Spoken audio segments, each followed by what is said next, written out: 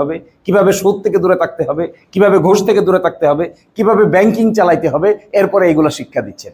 প্রথম শিক্ষা দিচ্ছেন ঈমান, পরে শিক্ষা দিচ্ছেন নিয়ম নীতি, পদ্ধতি, চলার গাইডলাইন। এর মধ্যে একটা আয়াতের কথা বলে আমি আজকে শেষ করব। সূরা তাওবা 24 নম্বর আয়াত। আল্লাহ তাআলা বলছেন, কুল ইন কানা আবাউকুম ওয়া আবনাউকুম ওয়া ইখওয়ানুকুম ওয়া আজওয়াজুকুম ওয়া আমওয়ালুন ইখতারাফতুমুহা ওয়া তিজারাতান তাখশাউনা কাসাদাহা ওয়া মাসাকিনা তারদাউনাহা আহাব্বা ইলাইকুম মিনাল্লাহি ওয়া রাসূলি। এইটার ব্যাখ্যা বলে আমি শেষ করে দিচ্ছি। আল্লাহ তাআলা বলছেন, কতগুলো বিষয় আমি তোমাকে দিয়েছি, দেখো সেগুলো কি।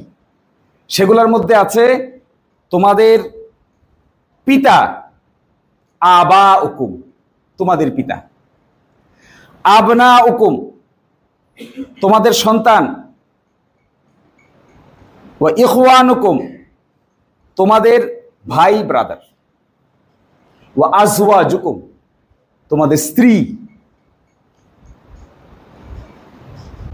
তারপরে সম্পদের কথা বলছেন, তোমাদের সেই সম্পদ যা তোমরা অর্জন করেছো কষ্ট করে, এটাও তোমার।